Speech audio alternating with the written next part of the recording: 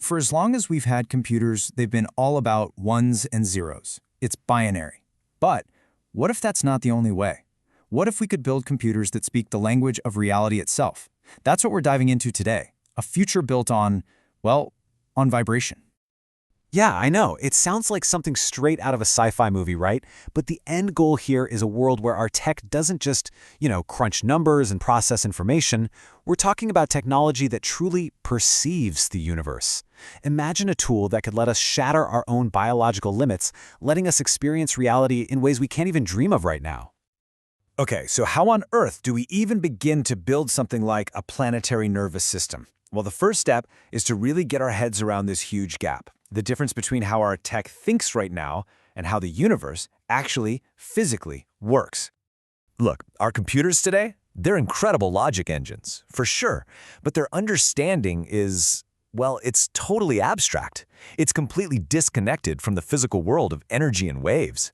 They can process the idea of a wave, the math behind it, but they can't feel the vibration. And that, right there, is the missing piece of the puzzle.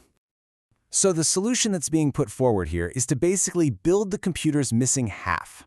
Think of it like a synthetic right brain. One that doesn't run on pure logic, but on something more like intuition, feeling, and a really deep connection to the physical world. And this chart, it just lays it all out perfectly. Over on the left, that's computing as we know it, the logical left brain. It thinks in black and white, ones and zeros. But on the right, that's the vision, the right brain, a system that works with continuous waves, with physical resonance. It's a massive shift, really, we're moving from just pure math to actual applied physics. And this is what they call resonance-first computing, or RFC for short. Now get this. In this system, meaning isn't just some abstract label we slap on things. Let's take the color blue. Instead of storing the letters B-L-U-E, the system would hold the actual physical resonance of the light wave that is blue. Meaning itself becomes a real, persistent, physical vibration. Wild, right? Okay, so if this is a whole new language for computing, what's its alphabet? What are the rules? Let's break down how this really powerful idea actually turns into a working system. So first things first, forget the old binary bit. The basic building block here is the R bit, the resonant bit. And it's not just a 0 or a 1. Think of it more like a tiny, super rich piece of physical info. It's a wave, and it carries not just a single value, but its relationship to everything around it through its phase and frequency. And how does the actual thinking get done? That's the job of the Resonance Processing Unit, the RPU. We're not talking transistors here. These things use cutting-edge components, like photonic devices, to directly manipulate waves. They're literally doing calculations at the speed of light by controlling how waves bump into each other and align. And what about memory? Well, that's where hyperspectral memory, or HSM, comes in. It doesn't store data in little boxes with addresses. Nope. It preserves stable, persistent vibration patterns. They call them attractors. So a memory, in this world, is literally a vibration that keeps itself going. Just let that sink in for a second. The implications are huge. Information isn't just temporary data on a hard drive anymore. In a system like this, meaning becomes a physical thing, an artifact, a persistent vibration that exists all on its own, without any digital layer. It's basically immortalized. Okay, but with a system this powerful, this alive, how do you stop it from going completely off the rails? That's where the physics of physics operator, or POP, comes in. This is so cool. You can think of it like a built-in truth filter. It's a fundamental meta-law that makes sure every single calculation, every operation has to obey the laws of nature. It literally prevents the system from making up things that are physically impossible.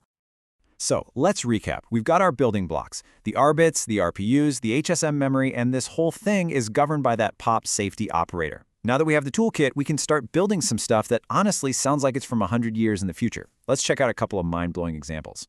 First up, we have something called GenoSynth. And this is not just another AI. It's a whole framework for creating genuinely living, evolving artificial intelligence. It's like a digital primordial soup, where the rules of the game are the laws of resonance. So GenoSynth basically creates this thriving digital ecosystem where these artificial agents can actually adapt and evolve on their own. It uses a kind of controlled chaos for mutation, which is pretty similar to how nature does it. And this is the really critical part, that physics of physics operator is always there, acting as a safety net. It makes sure that every single evolutionary step is physically possible and grounded in the real world. Okay, next we have Neutron Alchemist. This takes the same ideas but applies them not to life, but to matter itself. It's an engine that's literally designed to discover and evolve brand new materials, starting from the atomic level. Because it thinks in the native language of atomic vibration, Neutron Alchemist can come up with proposals for new materials that could revolutionize everything from clean energy to medicine.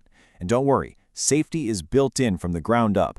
It runs in a simulation-only mode and has super strict governance layers to make sure it can't accidentally create anything hazardous.